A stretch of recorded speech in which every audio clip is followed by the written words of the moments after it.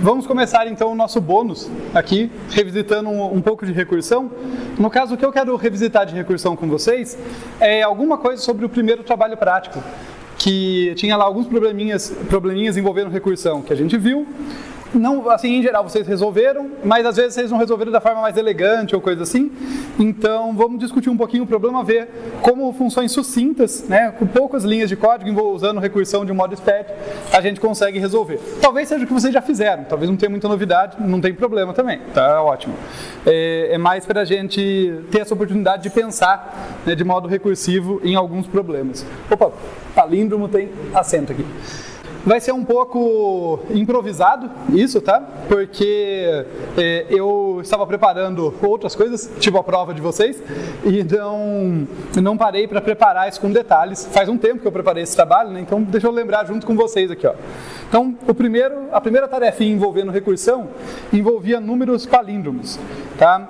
E o que é um número palíndromo, só para a gente lembrar? É aquele que fica igual quando lido nos dois sentidos, ou seja, se eu inverter ele vai ficar a mesma coisa. Então, alguns exemplos aqui, só para a gente saber com o que a gente está lidando, são aqui, ó, 77, o 505. Veja que ele pode ter um número ímpar, né? Porque daí o que está no meio continua estando no meio, não tem problema. 2, 1, 1, 2 e assim por diante. Então, esses são os números palíndromos. E daí a gente comentou o quê? Eu passei para vocês uma funçãozinha, na hora de resolver isso aqui, eu passei uma funçãozinha que ia chamar a função recursiva. Então, a função que vocês já tinham acesso era aqui, palíndromo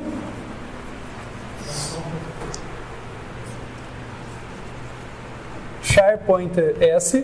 Para variar, eu estou usando pseudocódigo, que lembra C, mas é pseudocódigo, né? Eu não coloquei void aqui, por exemplo, mas ela é uma função void, ela não devolve nada. Mas aqui, palíndromo char_pointer c, ela recebe uma string, tá? E ela que chama a função recursiva, na qual a gente vai trabalhar um pouquinho mais aqui, né? Que é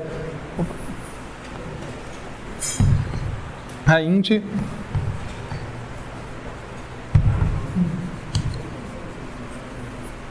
palíndromo R, que recebe, no caso, um inteiro I,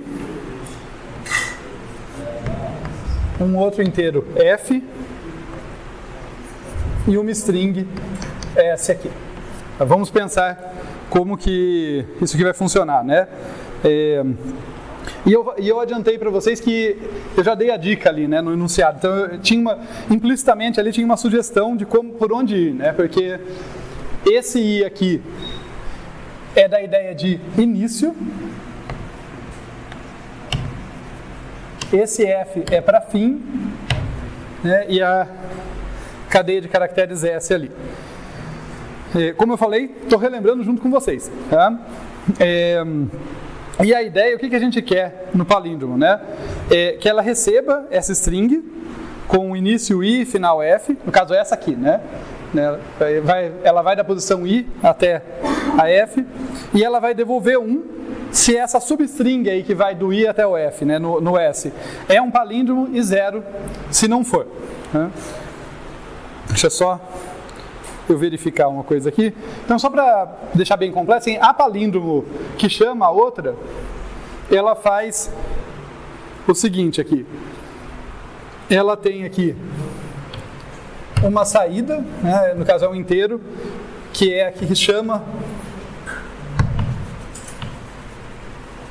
palíndromo R, passando ali 0, STR, eu vou colocar na linha de baixo, tá, gente? Me perdoem por não ficar muito bonito. STR len de S menos 1 e S aqui. Vejam que nesse caso eu precisei usar STR len para inicializar, para chamar, né, para saber qual que é a última posição ali. E vejam que eu usei menos 1, quer dizer que a substring que a palíndromo R vai tratar, ela vai de I até F incluso, né? A substring que ela está trabalhando é sempre com essa cara aqui, olha. É o subvetor S que começa em I e vai até F incluso, né? A gente não vai mais usar essa função lá dentro, tá? Essa funçãozinha aqui que pega o tamanho da string, eu só precisei para setar os parâmetros iniciais, no caso, onde ela começa, né, qual que é o começo e o final dessa substring. E depois eu não vou imprimir aqui, mas basicamente ela vai imprimir 0 ou 1, né? Imprime saída, digamos assim. Então, eu vou deixar bem pseudocódigo aqui, porque não é o foco, né? Imprime saída, quer dizer, de acordo com o valor da saída, ela vai dizer é palíndromo, não é palíndromo. Ok, essa não é a parte difícil, não é a parte interessante, vamos focar ali, né? E o que a gente quer nessa brincadeira, né, para fazer o palíndromo, que é o raciocínio recursivo que a gente quer desenvolver. Não é para mostrar um código simplesmente que eu estou trazendo isso de volta para vocês, é só para a gente pensar juntos aqui, olha, se eu tenho uma stringzinha, que no início ela vai de 0, eu vou chamar de n-1, vou supor que strlen é o n, só para ficar mais fácil, tá? Vai de 0 até n-1, né? Quer dizer, o i está aqui e o f está aqui. A pergunta que a gente tem que se fazer é, como que eu faço para transformar, para resolver esse meu problema de descobrir se isso aqui é palíndromo, a partir da solução, comparando não, falei errado, né? A partir da solução de um problema menor. Bem, o palíndromo ele sugere essa ideia de recursão, né, de recursão ser uma boa para atacar ele, porque ele vai sendo descascado, né, são os extremos que tem que se completar, que tem que ser iguais. Então, se a gente pega aqui, ó, e aqui a gente consegue encontrar a subestrutura do meu problema. Eu consigo dizer, olha, isso aqui só vai ser palíndromo se duas condições forem satisfeitas. Esse cara for igual àquele, né? E esse cara for um palíndromo, né? Daí isso é recursivo, eu não vou testar tudo explicitamente ali, não é uma função iterativa, é uma função recursiva. Mas recursivamente eu passo uma substring menor, uma substring que começa em i mais 1 e termina em f menos 1. Né? Daí tem que me preocupar com o caso base, né? Porque o caso base pode acontecer tanto no 0 quanto no 1. Né? Se eu pensar aqui, olha, imagina que eu estou com essa string aqui, quando eu pegar a substring ela é vazia, né? Tipo, então, beleza. Nessa outra aqui já a coisa é mais interessante. Ela não é vazia, mas ela tem apenas um elemento. Como eu falei, um elemento pode estar lá, né? Tudo tem que estar aos pares, menos um possível elemento no meio. Então, no meu caso base, ele pode ficar satisfeito com a distância entre o i e o f sendo 0 ou 1 ali. Né? Quer dizer, o i e o f podem ser iguais, dá certo também. Mas, vamos lá, a gente já entra nesse detalhe. O ponto aqui desse palíndromo, então, é atacar com essa subestrutura ótima, que é o jeito que fica simples, né? E daí, como que a gente pode fazer? Olha, o jeito que eu diria mais característico para fazer, que mais é o melhor, né, para mostrar aqui. Eu vou pular o caso base, eu já volto nele, mas seria o seguinte, olha, se, estou usando o pseudocódigo aqui, SI igual a SF, devolva, se SI igual a SF, devolva palíndromo R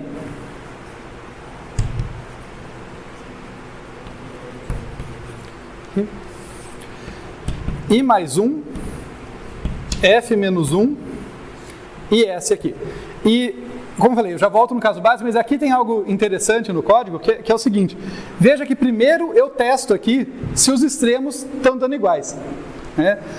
Eu podia fazer na outra ordem. Tá? Porque perceba que tem uma parte que eu acho interessante, né, de analisar código e fazer a relação com lógica matemática, que assim, no fundo aqui tem um E implícito. Né? Se eu falar em voz alta, olha, para ser palíndromo, o primeiro tem que casar com o último e o subproblema tem que bater. Né? Tem que ser um palíndromo, né? A substring. Então tem um E ali. Né? E se eu for iterar, daí tem um monte de E's. Né? O primeiro com o último, o segundo com o penúltimo, o terceiro, é tudo E. Né? Só que o que acontece com o E? Para ele ser falso, basta um dar errado. Né? Então, se for verdadeiro, se esse for igual a esse, daí tudo que me interessa é saber a resposta que esse cara vai me dar. Por isso que eu devolvo direto ele. Não é que esse não importa, é que já está implícito ali o meu E. Se não for, né, se não caiu ali, devolva 0, porque a gente já sabe que deu errado. Né? Por que eu estou chamando a atenção para isso? Porque está correto um algoritmo que faça exatamente o oposto. Tá? Ele fala assim, olha, chama palíndromo R para o subproblema, guarda numa função palíndromo, né, tipo, que vai guardar 0 ou 1, e depois devolva um e entre o que essa função guardou e essa condição aqui. Tá? Ficou claro? Eu não vou escrever agora, mas só para ficar a ideia. Tipo, seria legítimo, né? Em vez de testar primeiro o extremo, veja, são duas condições. Esse tem que casar com esse, tem que ser igual, e esse tem que ser um palíndromo. O subproblema tem que ser um palíndromo. Nada me impede de primeiro chamar recursivamente para o subproblema, guardar isso numa variável, a resposta dele, e depois devolver 0 ou 1, se a resposta dele for positiva, por exemplo, devolver 1, se a resposta dele for 1 e isso aqui for verdade. Nada impede, não está errado. Mas dá um problema de eficiência, né? Tipo, meio que assim, eu já podia perceber que, olha, imagina que uma função, uma string que já começa sem ser palíndromo, para que eu vou olhar o subproblema? Por que eu tô tendo esse trabalho à toa? Né? Então não muda o pior caso do algoritmo, que no fim tem que olhar todo mundo para fechar, mas muda o melhor caso. Porque esse cara aqui, pelo menos, ele é esperto. Ele fala, olha, se eu achar um defeito, já não é palíndromo, eu já paro. Tá? Então, é o tipo de coisa, dessa coisa de análise de código que eu falo para vocês. Né? Tipo, olha, os dois são equivalentes. Né? Se eu testar esse primeiro, guardar numa variável e depois fazer a combinação desse resultado com esse teste, está correto. Mas nessa ordem é um pouquinho mais esperto. Ficou claro? Fez sentido? Tá? Então, por isso que eu até pulei o caso base, né, e vim falar disso aqui. Agora, no caso base, é só para fechar, então, a gente tem que verificar o quê? Se eu chegar no caso base, o caso base é palíndromo por definição. Né? Ele tá tranquilo, porque se ele tiver 0 ou 1 elementos, não tem como ele não ser. Né? Só para não ser, tem que ser um par, pelo menos. Né? E daí o que eu vou testar, então, é se ele tem, se eu cair num caso que eu tenho 0 ou menos elementos. Ou seja, perdão? I maior ou igual a F? Acho que sim. Eu sempre gosto de testar a condição de contorno para ver se eu não estou falando besteira. Então vamos fazer pequenininho aqui só para confirmar. Olha, se o I for igual a F, é caso base. Né? Mas também pode acontecer esse outro caso aqui. Olha, eu tinha o I aqui, o F aqui, né? Testei e chamei para o subproblema correspondente. O I cresceu, o F decresceu. Então pode acontecer de um ser menor do que o outro. Então, tanto no caso que o I é igual a F, quanto no caso, supondo aqui, né, que o I cresceu aqui, inverteu, né? O I cresceu, o F decresceu, também, então é a sugestão que você deu, I maior ou igual a F, né? Se for isso, devolva 1, né? Ou seja, strings com 0 ou 1 posições. Perdão? Você pode colocar, fazer se I igual a F ou I Posso, igual a F? Estaria logicamente perfeito. O que acontece é que aritmeticamente, né, ele está dentro desse maior ou igual.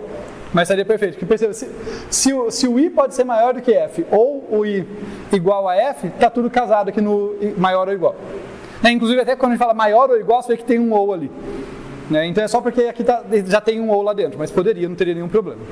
Podia testar as duas coisas. E no fundo, com o ou, eu poderia ser até mais preciso, porque eu poderia falar, olha, ou I igual a F ou I igual a F mais 1, né? A diferença é de 1 exatamente. Mas eu não me preocupo com isso, porque como eu sempre incremento esse cara de 1, decremento esse cara de 1, a maior diferença entre eles vai ser essa. Né? Então, uma vez que o I ficou maior ou igual, eu sei que está na hora de parar. Tudo bem? Então, se I maior ou igual a F, devolvo 1 aqui. O que no fundo eu estou dizendo qualquer string com 0 ou 1 elementos é um palíndromo. É isso que a gente está dizendo ao escrever esse caso base. Tá bom? Então, essa não era... O palíndromo não era o mais difícil daqueles exercícios, nem acho que foi onde vocês tiveram mais dificuldade, mas para a gente começar aqui.